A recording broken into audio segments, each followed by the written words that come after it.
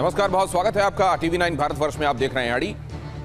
और आज एक बार फिर से हम इस दुनिया के इस समय के सबसे ज्वलंत मुद्दे की तरफ आपको लेकर चल रहे हैं। पूरी दुनिया को प्रभावित करने वाला मुद्दा, और ऐसा कैच 22 सिचुएशन इसमें बनी हुई है जिसमें जो इन्वॉल्व्ड पार्टीज हैं उनको यह लग रहा है कि उनके लिए यह प्रतिष्ठा और वजूद दोनों की लड़ाई है, और दूसरी तरफ दुनिया को यह लगने लगा है कि इनकी इस लड़ाई में अब दुनिया के वजूद पर तो खतरा नहीं बनने वाला है।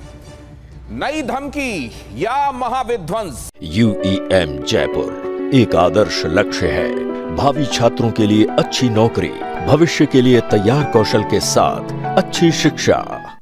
दोनों ही तरफ से धमकियां आई हैं। ट्रंप ने अल्टीमेटम दे दिया है, तो उधर ईरान ने भी कहा है हमने भी चिन्हित कर लिए हैं वो ठिकाने जिनके नाम हमारी मिसाइलों पर लिखे हुए हैं। क्या होने वाला है आगे दुनिया का? एनर्जी के बगैर, जाहिर है एनर्जी ना हो तो व्यक्ति भी शव कहलाता है। दुनिया को भी चलने के लिए एनर्जी चाहिए, और एनर्जी का सबसे बड़ा ठिया जिस तरफ है वहां ये टर्मोइल बजाय शांत होने के और भड़कता हुआ दिख रहा है। जहां मामला क्या होने वाला है दुनिया का, जरा देखिए अपडेट। उसके बाद आपके पास वो नजरिए होंगे जिनके पास तजुर्बा है ये बताने का कि अब होने क्या वाला है। इराक के एरबिल से अभी अभी की ये खबर, शमाक रिफाइनरी में लगी आग। आग के चलते रिफाइनरी को बंद किया गया। इराक का बड़ा ईंधन संयंत्र है शमाक में। शमाक से ये खबर, वहां की रिफाइनरी में ये आग लगी। अब तब जबकि दोनों ही तरफ से एक दूसरे की ऊर्जा इंस्टॉलेशन, एनर्जी इंस्टॉलेशन को निशाना बनाने की खबरें आ रही हैं। वैसे में शमाक में ये जो आग लगी है, ये आग हमले की वजह से लगी है, ये आग लगी है फिर किसी सैबोटाज की वजह से, या फिर ये कोई दुर्घटना है, ये अभी जाहिर है तय नहीं हुआ है। लेकिन ये बताता है कि ऐसे मामले में जब लग रहा है कि एक दूसरे के एनर्जी इंस्टॉलेशंस को निशाना बनाया जाएगा, वैसे में यहां ये आग लगना अपने आप में इस बात का इशारा कि ये सब कुछ सामान्य होने की संभावना तो बहुत कम है, नंबर एक। नंबर दो ये कि ये एनर्जी इंस्टॉलेशन और इस तरह के तमाम दूसरे एनर्जी इंस्टॉलेशंस केवल इन जगहों को प्रभावित नहीं कर रहे हैं, पूरी दुनिया को प्रभावित कर रहे हैं। इराक के एरबिल से ये बड़ी खबर है, शमाक रिफाइनरी में आग लगी है। आग के चलते रिफाइनरी को बंद किया गया है। इराक का ये बड़ा संयंत्र है शमाक में। अब अगली खबर की तरफ चलिए। इराक में ऑयल फील्ड पर हमलों से हड़कंप मचा हुआ है। अल अहदाब ऑयल फील्ड को दहलाया गया। ईरान से लगे वेस्ट प्रांत को किया टारगेट। भीषण आग की चपेट में ऑयल रिफाइनरी। यहां देखिए जरा, अल अहदाब ऑयल फील्ड इराक। तो कई जगहों पर तो कहकर हमला किया जा रहा है, कई जगहों पर होने वाला जो मामला है वो एम्बिग्विटी में है कि ये किसी तरह का सबोटाज है, ये हमला है, या फिर ये दुर्घटना है। अब जरा अगली खबर की तरफ चलिए। इराक में चीन की पेट्रोलियम कंपनी पर हमला बोला गया। भीषण आग में कई स्टोरेज टैंक तबाह हो गए। ऑयल फील्ड से जहरीली गैस निकलने का दावा। हाइड्रोजन सल्फाइड गैस के रिसाव से हड़कंप।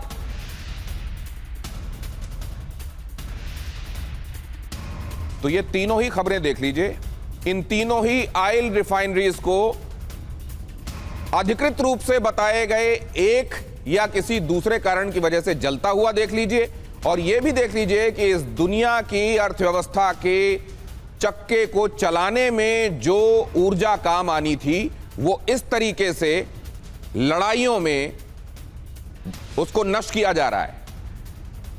अब अगली खबर की तरफ आपको लेकर चलता हूं। इराक में अमेरिकी दूतावास का बयान, मिडिल ईस्ट में हालात खराब होने वाले हैं। मिडिल ईस्ट में असुरक्षित माहौल है।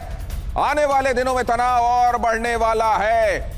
आने वाले दिनों में तनाव के और बढ़ने का इशारा। इराक में अमेरिकी दूतावास का बयान। जाहिर है दुनिया में वो एजेंसियां जिनकी काबिलियत सबसे ज्यादा मानी जाती है, उन्हीं में से एक आप जानते हैं अमेरिकी एजेंसियां भी हैं। और अमेरिकी एजेंसियों को अगर यह लग रहा है कि आने वाले दिनों में इस इलाके में तनाव और बढ़ेगा, तो जाहिर है वो बेवजह नहीं है। और तब तो बिल्कुल भी बेवजह नहीं है जब उनमें से एक पार्टी खुद अमेरिका है, जिसको यह तय करना है कि इस इलाके में शांति रहेगी या नहीं रहेगी।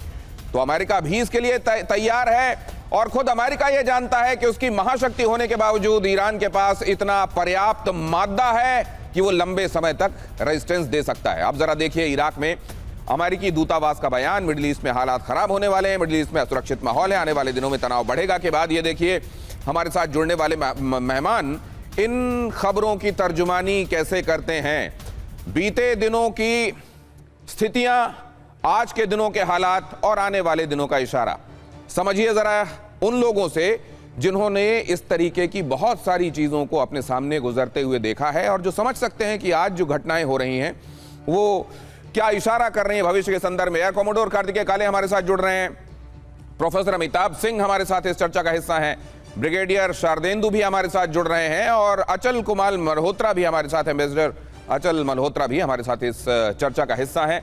कुवैत पर ईरान का कई ड्रोन से हमला, उनके पास जाने से पहले मेहमानों के पास जरा ये खबर भी देखिए। कुवैत में ईरानी टारगेट पर अमेरिकी ठिकाने, कुवैत के एयर डिफेंस ने कई ईरानी ड्रोन किए तबाह। हमले के बाद कुवैत में जारी हाई अलर्ट। कुवैत में पेट्रियट थर्ड सिस्टम तैनात। ये देखिए जरा, कुवैत में पेट्रियट और थर्ड दोनों ही तैनात हैं। ये दोनों ही बड़े नाम माने जाते हैं एयर डिफेंस के मामले में। और यहां पर आप देखिए जो हुआ है, कुवैत पर ईरान ने कई ड्रोन से हमला बोला। कुवैत में ईरानी टारगेट पर अमेरिकी ठिकाने हैं और कुवैत के एयर डिफेंस ने कई ईरानी ड्रोन तबाह किए। हमले के बाद कुवैत में हाई अलर्ट जारी है। थर्ड और पेट्रियट जैसे बड़े नाम एयर डिफेंस के मामले में जो हैं वो यहां पर तैनात हैं।